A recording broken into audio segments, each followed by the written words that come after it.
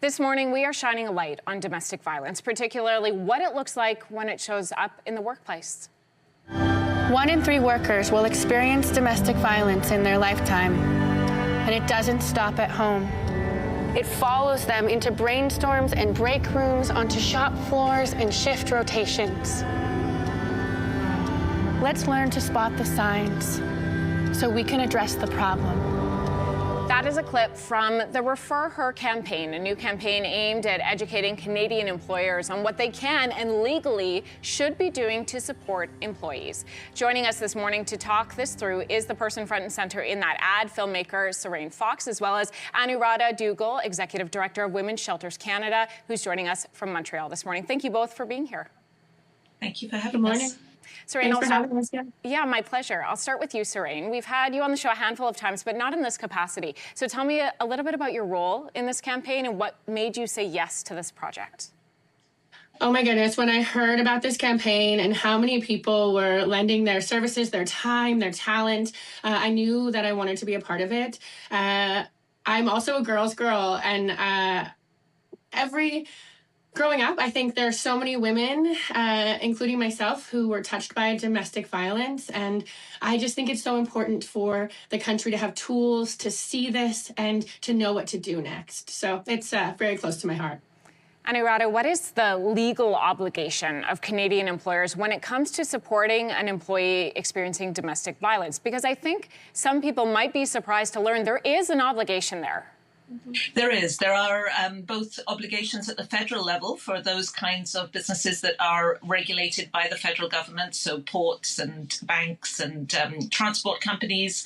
And there are domestic, at the provincial level, there are domestic violence legislation. So many workplaces are governed by these work requirements through occupational health and safety.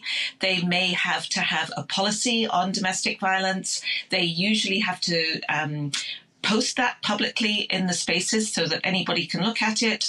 There are domestic violence leaves, paid and unpaid, but of course across the country, because provinces organise that according to their own internal work condition legislation, it's different from place to place, but it might be 5 days paid leave, it might be some unpaid leave, it might be up to 15 weeks unpaid leave without any detriment to your work conditions. Anuradha, how do you recognize signs that someone you work with could be experiencing domestic violence? Because I know there's no one-size-fits-all when it comes to this. Can you share some of the signs that we can look for?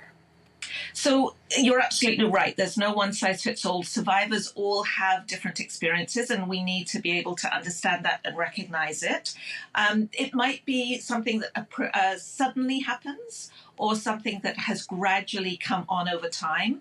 Very often, as we say in that wonderful PSA that Seraine helped us with, it appears to be poor performance, so absenteeism, turning up late, leaving early, being distracted at work, not being able to finish projects on time, or even just feeling that sort of sense that somebody has changed their behavior and no longer wants to socialize. They're more isolated than they were before.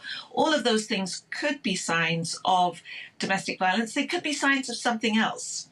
And honestly, asking an employee or a colleague what's going on when their behavior changes is important no matter what the root cause is, but finding out it's domestic violence is essential if that is the case.